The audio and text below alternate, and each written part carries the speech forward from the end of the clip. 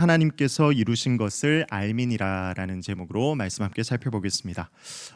일단 본문의 스토리로 먼저 들어가기 전에 먼저 느헤미야와 에스라서의 전반적인 구조에 대해서 먼저 살펴봤으면 좋겠습니다. 우리는 에스라서와 느헤미야서를 각각의 독립적인 책으로 구분해서 읽고 있는데 사실 이 에스라와 느헤미야는 연속적인 하나의 책으로 취급하는 것이 오랜 전통적인 관점임을 볼 수 있습니다. 여러 가지 정황들과 역사적인 배경들과 다양한 이유를 들 수 있지만 너무 복잡한 이야기는 하지 않고 이 중에서 가장 중요하고 우리가 핵심적으로 알아야 될 부분은 바로 여호와의 집 건축이라는 내용입니다. 이 여호와의 집 건축을 통해서 에스라와 느헤미야가 한 줄로 쫙 묶이는 것을 볼 수 있거든요. 자, 표 한번 살펴보겠습니다.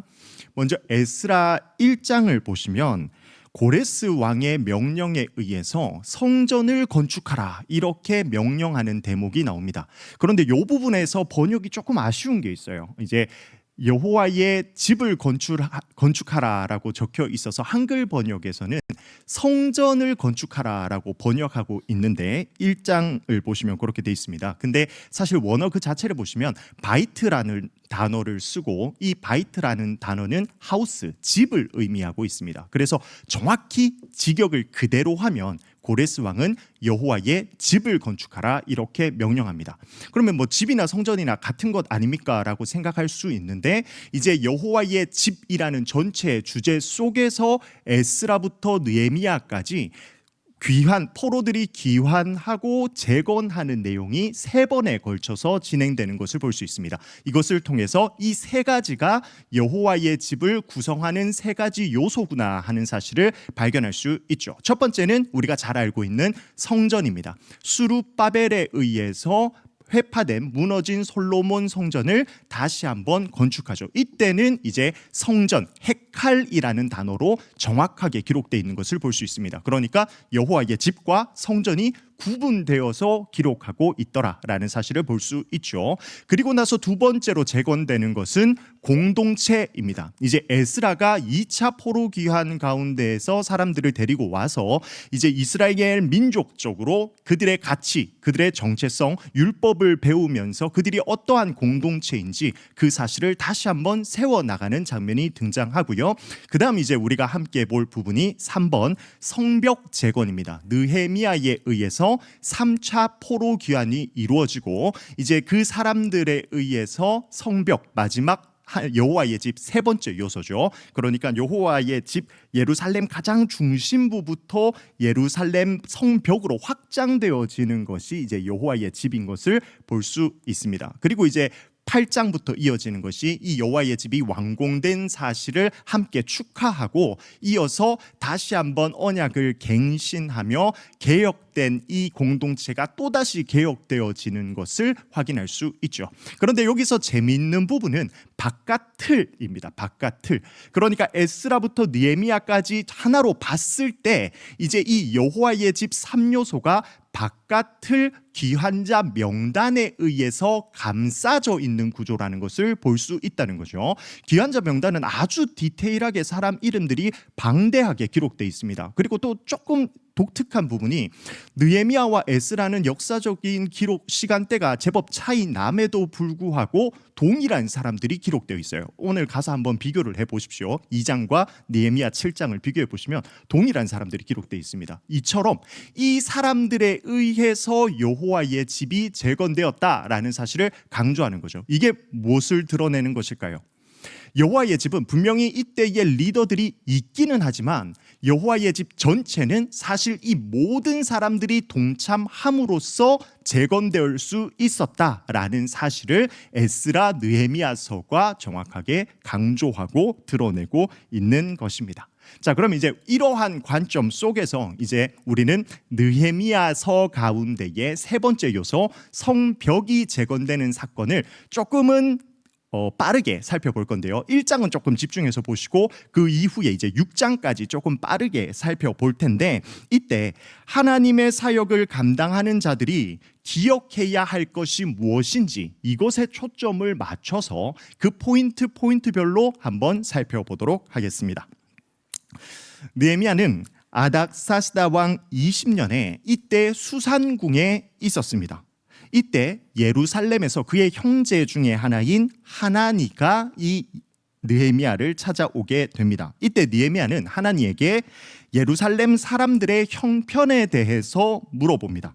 자, 우리는 일반적으로 느헤미야서 이게 어떤 내용이 기록된 책입니까? 라고 질문하면 모두가 쉽게 성벽이 건축되는 내용입니다 라고 답을 합니다. 성벽 재건입니다. 맞습니다. 그러나 느헤미야의 관심사는 사실은 성벽 그 자체는 아닙니다. 성벽도 맞는데 성벽보다 하나님에게 먼저 물어본 사실은 성벽 안에 있는 사람이라는 거죠.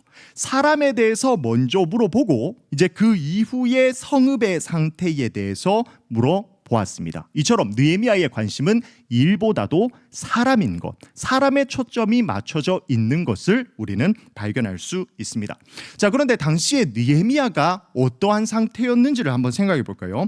이 사람은 왕의 총애를 받고 있는 사람이었습니다. 이미 부귀영화와 명예를 가지고 있는 사람이었죠. 그런데 느헤미야도 이스라엘 사람입니다. 그 말은 이스라엘에서 포로로 끌려온 사람이라는 거죠. 즉 포로 신분인 겁니다.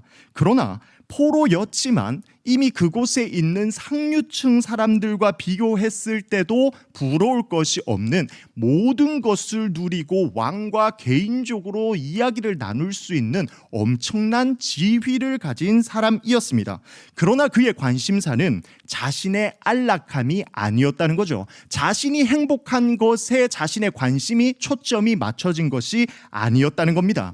유다에 남아있던 자들의 어려운 형편과 그 성읍이 파괴된 것이 느헤미야의 온전한 초점이었다는 거죠. 자기 혼자만의 만족보다도 이 공동체의 어려움에 집중하고 관심을 갖고 있는 사람이라는 것을 알 수 있습니다.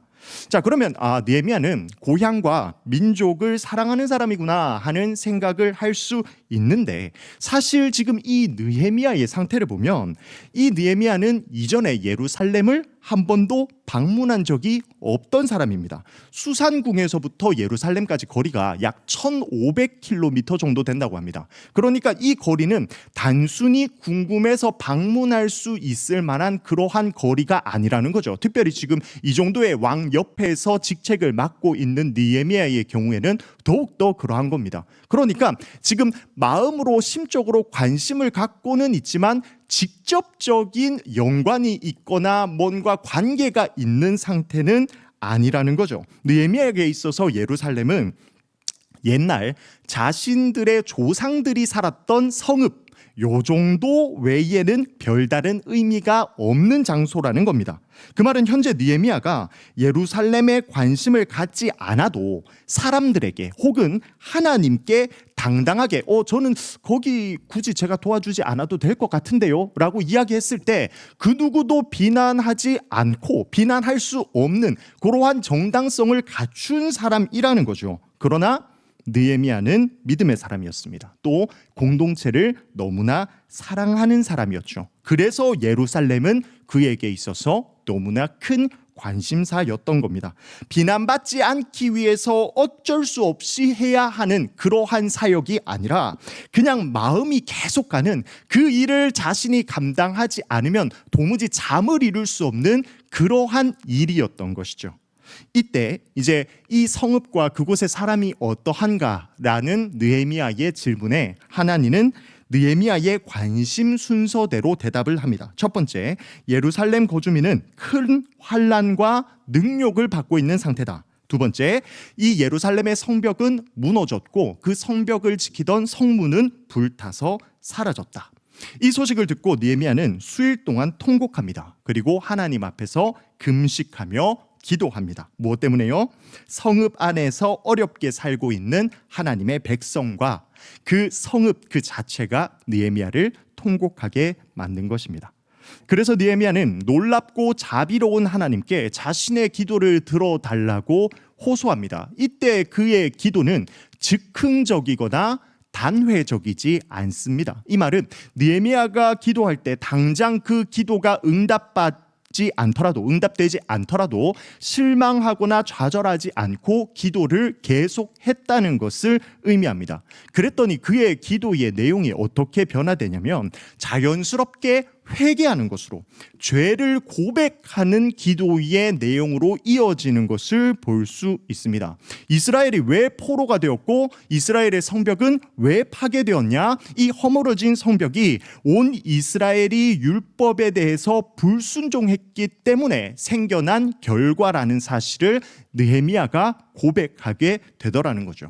자, 그런데 또 우리가 한번 생각을 해보면요, 느헤미야는 사실 회개할 거리가 없는 사람입니다. 물론 인간적으로 회개하고 죄를 짓는 부분이 분명히 있었겠죠. 전적으로 타락한 인간이라는 존재이기 때문에. 그러나 이 성경에서 기록하고 있는 특별한 죄를 짓는 부분은 드러나지 않는 사람입니다.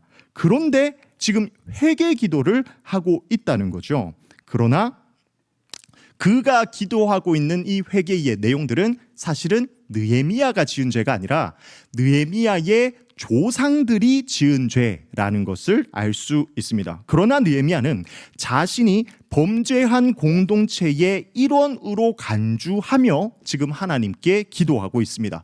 나와 저들, 저 죄를 지은 나쁜 사람들, 저 사람들을 탓하고 비난하지 않고 나와 내 아버지의 집이라는 표현 속에서 이 사람과 나를 하나의 공동체로 묶고요, 이 공동체의 책임을 같이 통감하고 있는 기도를 하나님께 올리고 있다는 겁니다.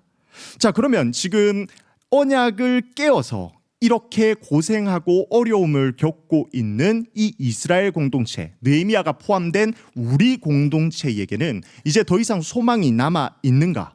아이러니하게도 느헤미야는 바로 이스라엘이 깨버린 그 언약의 회복의 소망이 있다고 이야기합니다.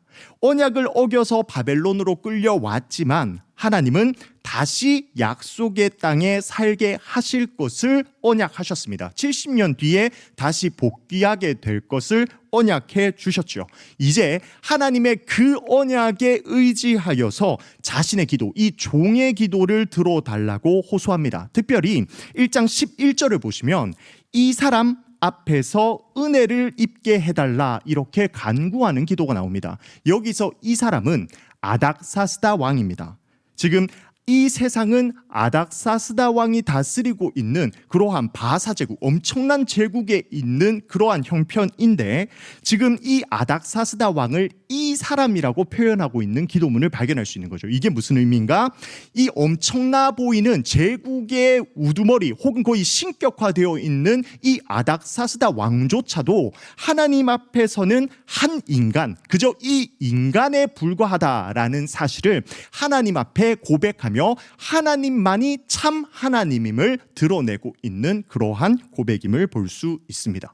자, 이렇게 기도했더니 결과가 어떻게 되더라? 자, 1장 9절 하반절 말씀 띄워주세요. 1장 제일 마지막 9절이거든요. 이렇게 기록하고 있습니다. 그때에 내가 왕의 술관원이 되었느니라. 자, 근데 한글 번역을 보시면 지금 기도를 쭉 하고 났더니 그때에 내가 왕의 술관원이 되었다라고 이렇게 느헤미야가 고백을 하는데 마치 이 기도에 대한 응답이 즉답되어서 술관원이 된 것처럼 기록을 하고 있습니다. 그런데 사실은 이게 한글 번역이 조금 아쉬운 부분이 있어요. 틀린 부분은 아닌데 아쉬운 부분입니다.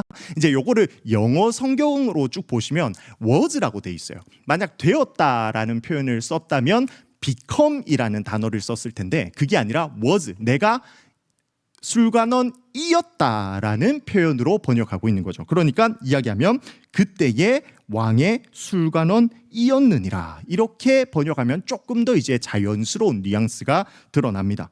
자신의 신분을 밝히면서 자신이 기도했더니 이미 하나님께서 그 기도에 대한 응답으로 허락해 주신 환경이 있었다라는 거죠. 이걸 이제 어떻게 근거를 둘 수 있냐면 지금 느헤미야가 기도하기 전부터 벌써 어디에 살았다고요?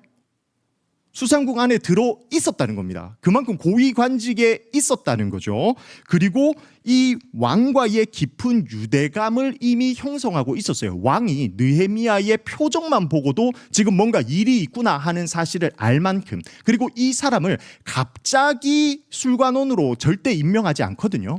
근데 이 술관원이 되어 있는 상태를 봤을 때 느헤미야는 왕과 술관원으로서 복무한 기간이, 왕의 술관원으로서 복무한 기간이 짧지 않더라라는 것을 확인할 수 있는 거죠. 그러니까 정리해보면 이러한 기도를 하나님께 드리고 봤더니 자신이 하나님의 일을 감당하기에 최적인 신분, 술관원이었다라는 것이 자기가 깨닫게 되는 것이죠.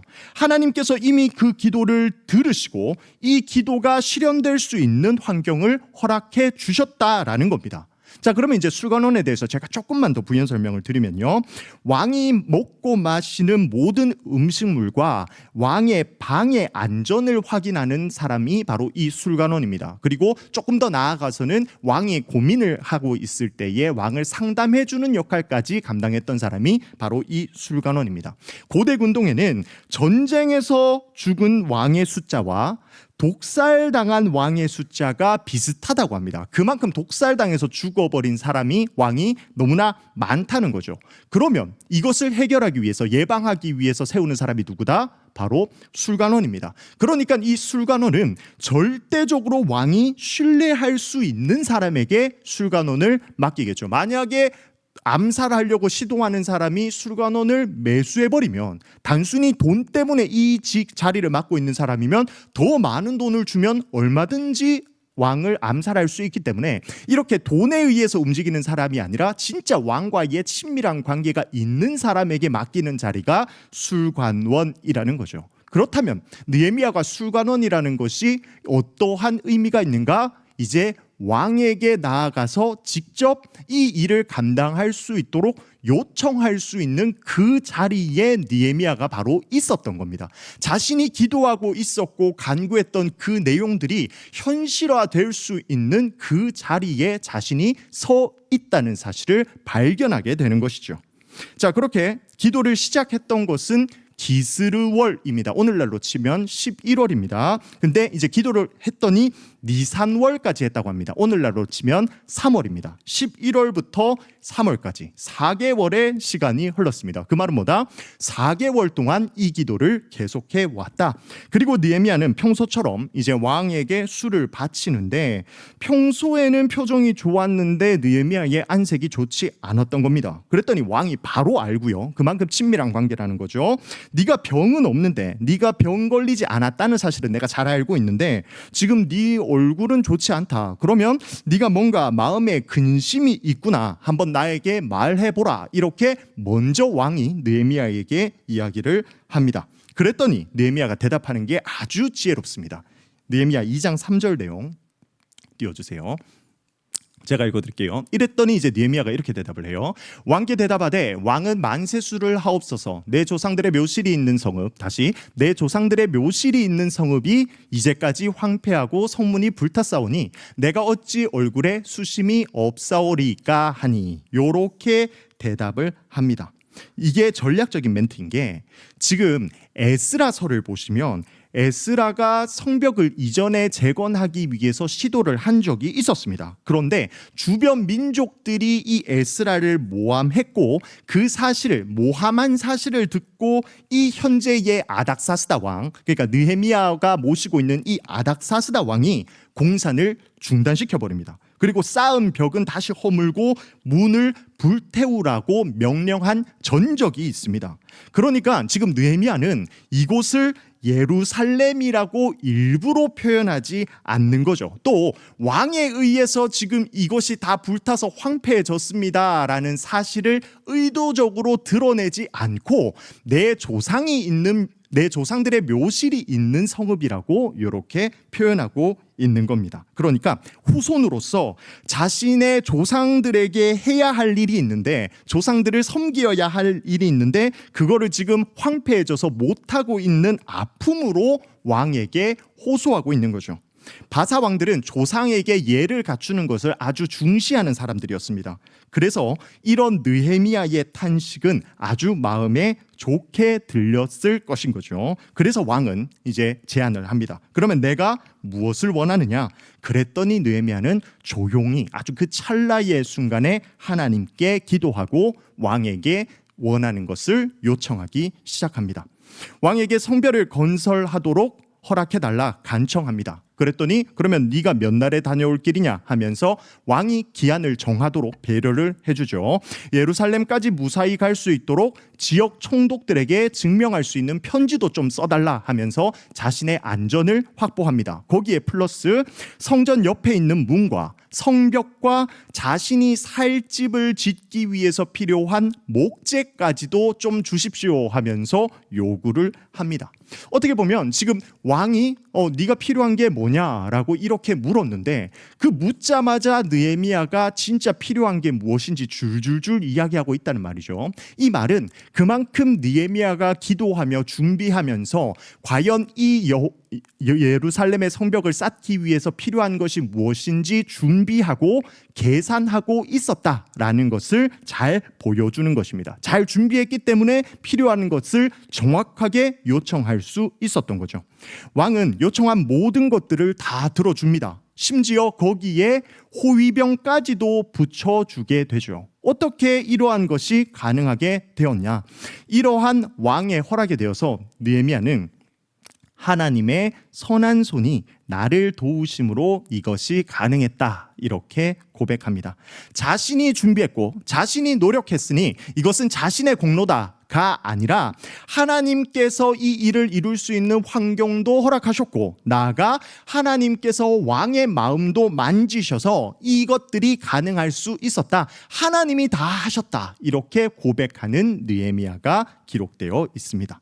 자, 이제 느헤미야는 3차 귀환자와 함께 예루살렘에 도착하게 됩니다. 그리고 야간에 순찰을 돌아보죠. 그랬더니 생각했던 것보다 더 녹록지 않은 현실을 바라보게 됩니다. 성벽은 완전히 무너졌고 성문은 불탔습니다. 무너진 성벽의 잔해 때문에 쓰레기로 길이 황폐해진 그러한 상태였습니다. 아직은 누가 적군인지 누가 아군인지도 구별이 잘 안 됩니다. 그래서 최대한 보안을 유지하면서 야간에 활동을 했고 이제 구체적으로 그가 계획을 세우게 됩니다. 그리고 드디어 백성들에게 자신이 이 예루살렘에 온 목적이 바로 성벽 건축임을 정확하게 이야기해 줍니다. 하지만 그 당시에 짓게 될 성벽은 두께가 2.7m고요.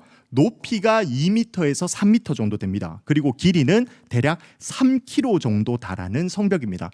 오늘날로 치면 토목공사랑 비교했을 때 사실 그렇게 대단한 게 아닐 수 있습니다. 하지만 중장비도 없고 중장비를 떠나서 재료도 없고 사람도 부족한 그곳에서 이렇게 엄청난 성벽을 쌓는다는 것은 결코 쉬운 일이 아니었죠. 그래서 백성들을 동참시키기 위해서 이 성벽이 재건되었을 때 얻게 되는 이득을 설명합니다. 이 성벽이 재건되면 우리는 이제 더 이상 수치를 당하지 않을 수 있다라는 것으로 설득하죠.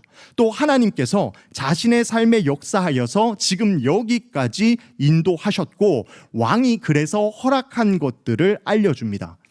예루살렘 백성들도 10년 전에 에스라 시기에 공사를 중단시켰던 이 아닥사스다 왕이 성벽 재건을 허락했고 또 그것을 위해서 필요한 목재까지도 준비했다는 사실을 듣게 되자 백성들은 흥분하게 됩니다.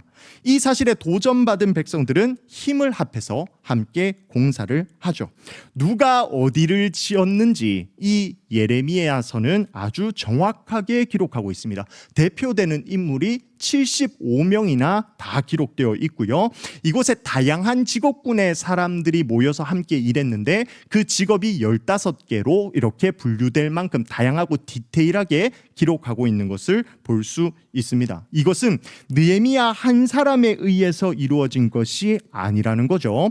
온 공동체가 하나 되어서 이 성벽 재건에 함께 참여했다라는 것을 정확히 알려줍니다. 140년 동안 하나 되지 못했던 이 민족이 이제 한 마음으로 헌신하여서 공사를 진행하게 됩니다. 그러나 재건 과정이 결코 순탄하지만은 않았습니다. 외부적인 방해도 있었고요, 내부적인 문제도 발생하게 됩니다. 이 문제의 중심에 있었던 인물은 산발랏이라는 사람인데, 이 사람은 사마리아의 총독이었습니다, 당시에. 근데 그 사람은 예루살렘이 강해지는 것을 원하지 않았죠. 당연히 성벽이 완성되면 예루살렘에 대한 자신의 영향력이 줄어들 것을 알았기 때문에 이 성벽이 완성되지 못하도록 근심하고 걱정하고 실질적으로 방해하는 역할을 감당하게 됩니다. 이제 4장부터 이어지는 스토리에는 방해되는 스토리가 있는데, 제가 조금 크게 4가지로 요약을 해서 가지고 왔습니다. 자, 첫 번째 방해 표 띄워주세요. 이때 방해자는 산발랏, 도비야, 게셈, 요 3명은 조금 이름을 기억하면 좋습니다. 느헤미야에서 계속 등장하는 사람이거든요. 그리고 여기 이제 사마리아 군대까지 추가되어서 함께 느헤미야와 성벽을 건축하는 사람들을 조롱합니다. 야, 니들 지금 성벽 지으려고 하냐? 거기서 뭐 제사 드리려고 하냐? 그거 너희 할 수 있겠냐? 그리고 심지어 도비야라는 사람은 야, 거기 여우 한 마리가 올라가도 무너지겠다 하면서 니들 지어봤자 그거 금방 무너질 거니까 아무런 의미가 없는 짓이야, 이렇게 조롱을 하죠. 이때 이제 느헤미야는 직접적으로 뭔가 대응하지 않습니다.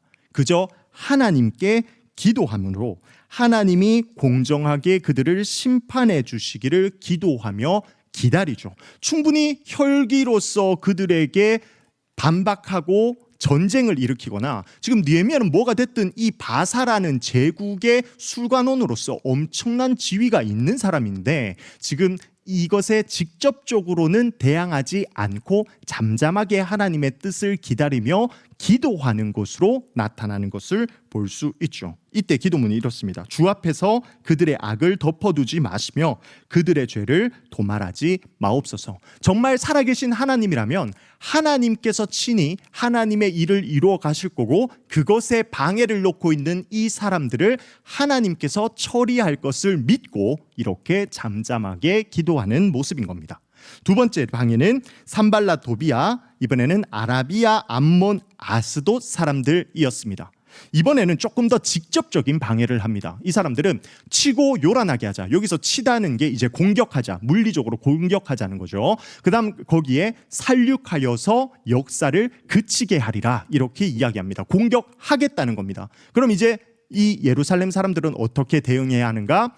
한 손으로는 일하고 한 손으로는 병기를 가지고 있습니다. 일만 해도 지금 그렇게 힘들 수가 없는데 군사적으로 방어까지 해야 되니까 정말 얼마나 힘들었을지 상상도 안 됩니다. 그리고 낮에는 일하고 밤에는 파수했다고 합니다. 낮에 일하는 것만 해도 사실은 밤에 조금 충분히 쉬어줘야 다음날 또 일을 할 텐데, 사람이 너무나 부족한 상황이고 물자도 없는 상태, 그래서 쉴 수 있는 시간이 없는 거죠. 근데 상대 적들이 공격까지 해오려고 하는 이 상황에서 모두가 힘을 합쳐 낮에는 노동하고 밤에는 파수하는, 정말 자신의 모든 것을 헌신되이 그렇게 노력하는 모습으로 동참하고 있는 것을 보여줍니다. 세 번째는 내부자의 문제였습니다. 이제는 동족에 의해서 착취가 발생하게 됩니다. 물론 이 예루살렘은 원래부터가 가난하고 어려운 환경이었습니다. 근데 상대적으로 그곳에는 또 부유한 사람이 있었는데, 당시에 돈을 빌려줄 때 기본 금리가 한 20% 정도 된다고 합니다. 뭐 오늘날은 비교할 수 없을 정도로 엄청난 고리대금이죠. 근데 이게 이제 일반적인 상황이었고, 당시에 어려운 환경이 되면 이 이자가 거의 한 60%까지 불어났다고 합니다. 그러니까 도저히 가난한 사람들이 뭐 이자도 다 갚을 수 없는 그러한 상황이 돼버렸죠. 그렇게 동족에게 돈을 빌렸는데 이자가 불어나서 결국 빚이 발생되고 자녀를 팔아야 하는 그러한 상태가 된 겁니다. 이 공동체가 돈에 의해서 다 깨어지게 된 것이죠. 이 상황을 파악한 느헤미야는 율법대로 공동체 정신을 회복시키고자 합니다. 사실 율법을 보면 이스라엘 백성들 사이에서 돈을 빌려줄 때는 이자를 받지 말고 담보는 돌려주라라고 율법이 명시하고 있습니다. 그러니까 뭔가 대단한 게 아니라 당연하게 하나님의 백성이라면 율법을 지켜야 하고 율법에 그렇게 기록되어 있기 때문에 당연하게 자신이 득을 보지 않더라도 연약한 자를 위해서 자신의 것을 빌려줄 수 있는 그러한 한 공동체의 정신을 회복해야 한다는 겁니다. 그리고 이것을 말로만 이야기하지 않고 느헤미야는 실질적으로 자신이 솔선수범해서 그 일을 시행하는 것을 보여줍니다. 플러스 거기에 자신의 것을, 자신의 마땅한 권리를 더 희생하는 모습까지 보여주는데, 느헤미야는 12년 동안 총독의 일을 하면서도 그 녹을 받지 않고 일하는 모습을 보여줍니다. 그러니까 마땅히 받을 수 있고 마땅히 당연한 것인데도 이 공동체 정신을 회복하고자 자신의 것을 마음껏 희생하며 그 일에 동참시켜서 이 이스라엘 백성들이 내부적 문제에 의해서 흔들리지 않도록 붙잡아 준 거죠. 사실 외부적인 문제도 분명히 힘들었을 겁니다. 그래도 우리가 으쌰으쌰하자, 우리는 한 공동체다, 하나님의 백성이다 라는 이 정체성이 있었기 때문에 그들은 버틸 수 있었을 겁니다. 근데 그렇게 으쌰으쌰하는 와중에 내부의 사람에 의해서 힘들어지기 시작하면 이제 더 이상 이 공동체는 이루어질 수 없고 당연히 사역도 감당할 수 없겠죠. 어떻게 보면 이 일이 이 이스라엘 공동체에게는 더 큰 문제가 될 수 있었는데 느헤미야가 솔선수범하는 것을 통해서 이 문제를 해결하려는 그 모습을 잘 보여줍니다. 자, 네 번째 마지막입니다. 산발랏, 도비야, 게셈 또 등장했죠. 그리고 원수들과 플러스 거짓 제사장 스마야까지 등장합니다. 이제는 조금 직접적으로 느헤미야를 죽이려고 합니다. 그래서 오노 평지라는 곳에 한촌에서 우리가 서로 만나서 대화를 좀 하자 하면서 느헤미야를 꺼내 오려고 하는데, 느헤미야는 내가 큰 하나님의 일을 감당해야 하기 때문에 지금 너희들에게 내려가지 못하겠다 하면서 거절을 합니다.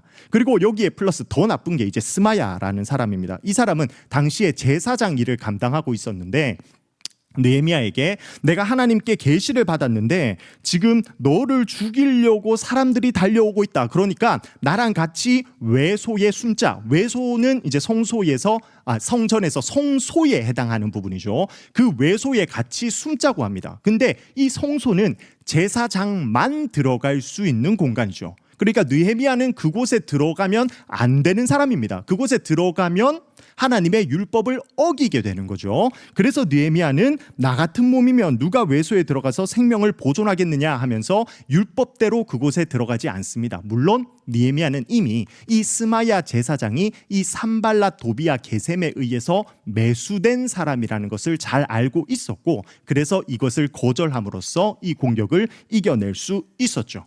결국 성벽 재건이 52일 만에 마무리됩니다. 그랬더니 어떻게 된다? 모든 대적들이 듣고 다 두려워하여서 크게 낙담하였다라고 기록하고 있습니다. 우리 16절 말씀 함께 읽을까요? 16절 시작. 우리의 모든 대적과 주위에 있는 이방 족속들이 이를 다 듣고 다 두려워하여 크게 낙담하였으니 그들이 우리 하나님께서 이 역사를 이루신 것을 알미니라. 지금 두려워하고 낙담하였는데 그 두려움의 대상은 유대인의 숫자도 아니고 그들이 똘똘 뭉친 단결력도 아니고 그들이 세운 성벽이 너무나 견고한 요새여서 두려워하고 있는 것이 아니죠. 그들이 두려워하는 것이 무엇입니까? 하나님께서 이 역사를 이루셨다. 이 사실을 두려워하고 있는 겁니다. 하나님께서 큰 일을 이루신 것, 이 사실이 그들에게 있어서는 두려운 거죠. 인간이 도무지 이룰 수 없는 그 일을 하나님께서 자신의 백성을 통해서 친히 세워 가셨다. 그러면 이 하나님이라면 더 엄청난 일들을 이루어 가시겠구나 하는 사실을 깨달았기 때문에 그들은 낙담할 수밖에 없는 겁니다. 그렇게 하나님 앞에 굴복하는 그들의 모습으로 이러한 성벽 에피소드가 마무리되는 것을 볼 수 있습니다. 자, 그러면 이제 하나님의 일을 함에 있어서 우리가 어떤 것들을 기억해야 하는지 그 포인트를 다시 한번 정리하면서 설교를 마무리해 보겠습니다. 첫 번째, 하나님의 일을 할 때 가장 중요한 관심사는 무엇이 되어야 한다? 사람이어야 한다. 느헤미야의 전체 주제는 성벽이었지만, 성벽 건축이었지만 결국 이것은 예루살렘의 사람을 위한 것이었다. 때로는 우리도 하나님의 일을 하면서 일을 위해서 사람이 뒷전이 되는 경우가 종종 있습니다. 그래서 일을 하면서 상처받는 경우도 종종 드러나고는 하죠. 그러나 우리는 우리의 초점을 명확하게 해야 한다. 집중해야 할 것은 한 영혼이다 라는 이 사실을 잊지 말아야 합니다. 두 번째, 기도로 준비되어야 한다. 기도가 선행되지 않는 사역은 결국 인간의 힘으로 할 수밖에 없습니다. 그러면 인간의 공로가 드러나서 그 사람은 교만해지고요, 불가능한 일이 불가능한 그 상태로 머물 수밖에 없는 거죠. 인간이 하기 때문에. 그러나 이 일이 기도로 준비되었을 때 하나님이 이미 준비하신 것들, 술관원인 상태가 되었다는 것을 발견할 수 있게 되는 겁니다. 또한 왕이 필요한 모든 것을 제공하는 그 놀라운 은혜의 역사를 바라보며 그 역사에 동참할 수 있게 된다는 거죠. 무엇을 했을 때? 기도했을 때. 자, 그러면 세 번째는 무엇인가? 성벽 재건을 누가 했는가? 느헤미야 한 사람에 의해서 이 성벽이 재건되었는가? 그렇지 않더라. 예루살렘의 모든 사람이 함께 재건했다. 이것이 너무나 중요한 포인트입니다. 성벽 재건은 느헤미야 혼자서 이뤄낼 수가 없습니다. 분명히 느헤미야는 뛰어난 리더가 맞습니다. 그러나 그 혼자 그 일을 다 감당할 수가 없죠. 때문에 온 공동체가 함께 해야 하는 겁니다. 모든 공동체가 헌신된 몸과 마음으로 함께 할 때 하나님의 일을 아름답게 완성할 수 있게 되는 거죠. 에스라, 느헤미야가 백성들의 이름을 구체적으로 기록하고 있는 이유가, 그 바깥틀에 기록된 모든 사람들의 이름이 기록된 이유가 바로 이것을 정확하게 드러내기 위함이었던 겁니다. 자, 마지막으로 그러면 헌신되이 일했고 또 하나님께 초점도 맞췄고 기도도 했고 모든 사람이 한 공동체가 되어서 헌신되이 나아갔다. 그러면 하나님의 일이 술술 풀리던가? 그렇지 않다. 시작부터 끝까지 방해가 있었다라는 것을 볼 수 있습니다. 심적으로도 물리적으로도 너무나 큰 고생을 하였다는 거죠. 그러나 이것 또한 하나님의 방법이라는 것을 우리는 기억해야 합니다. 문제가 생겼을 때 어떻게 해야 합니까? 기도만 해서도 안 되고 헌신만 해서도 안 됩니다. 우리가 할 수 있는 모든 것을 동원하여서 헌신하며 또 이러한 사역 가운데에 역사하실 하나님께 기도해야 하는 거죠. 기도해야 할 때 기도하고 헌신해야 할 때 헌신해야 하는 겁니다. 나 50, 하나님 50이 아니라 나 100, 하나님 100이 되어야 한다는 거죠. 이제 이 표현을 성 어거스틴이라는 사람이 아주 멋지게 표현한 문장이 있는데 제가 마지막으로 이제 이 문장 딱 소개하고 마무리하겠습니다. 모든 것이 하나님께 달린 것처럼 기도하고 모든 것이 너희에게 달린 것처럼 일하라. 그러니까 우리가 하고 있는 그 하나님의 일을 하시는 분은 결국 하나님이시다. 때문에 우리가 할 수 있는 것은 기도밖에 없다. 우리가 기도할 때 하나님께서 이루어 주실 것이다 라는 태도로 기도를 하고, 우리가 일을 할 때는 어떻게 해야 하는가? 마치 내가 이 일을 감당해야 될 것만 같이, 하나님이 마치 계시지 않는 것처럼 내가 해야 할 모든 것들을 바르게 준비하고 열심을 다해 헌신할 때 하나님께서 하나님의 일을 아름답게 마무리할 것이다 라는 이 표현을 우리는 기억해야 할 것입니다. 그때에 우리는 하나님께서 이루어 가시는 하나님의 일을 우리의 눈으로 바라보게 될 것이고, 우리 주변의 사람들, 이제 우리는 주변에 대적은 없어야겠죠. 없는 게 좋을 겁니다. 대적이 아니라 우리 주변에 하나님을 알지 못했던 그 영혼들이 하나님께서 역사하셔서 이 일을 진정으로 이루었구나 하는 그 모습을 바라보며 하나님을 영광 돌리게 될 것입니다. 이러한 원리대로 하나님의 일에 쓰임받는 우리 대구 동성의 모든 성도님들 되시길 간절히 소망합니다. 아멘. 기도하겠습니다.